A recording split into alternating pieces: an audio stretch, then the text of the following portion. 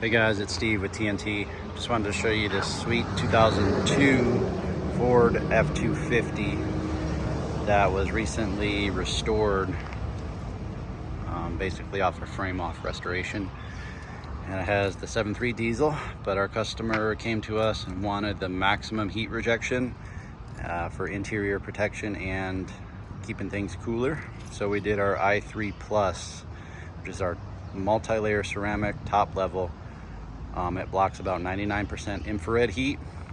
We did the legal limit on the front two windows, and then we did 30% over top of the back window. And then we also did the front windshield with our clear air ceramic 80%. So this truck is 100% legal, ready to hit the road.